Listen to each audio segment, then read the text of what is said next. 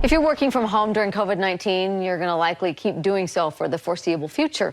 That means cybersecurity has fallen on your shoulders. KSL consumer investigator Matt Gebhardt joins us. Matt, as bad as the bad guys see this time actually as an opportunity.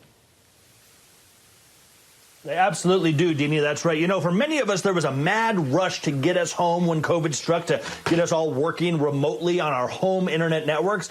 The problem is the cybersecurity that many of us have at home is way lacking compared to our offices.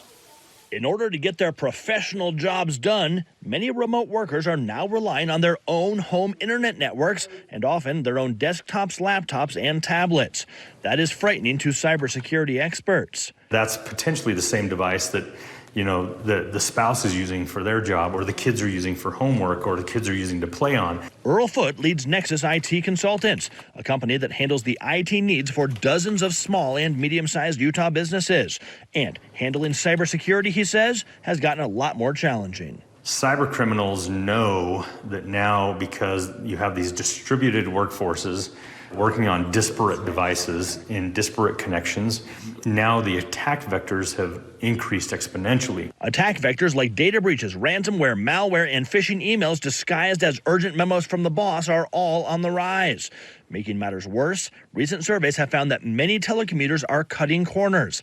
Half of the employees in one survey said they have worked around cybersecurity policies in order to get the job done more efficiently. We're going to see more and more, organizations that are breached as a result. Foote's advice: both businesses and telecommuters need to strengthen their cybersecurity policies and practices immediately.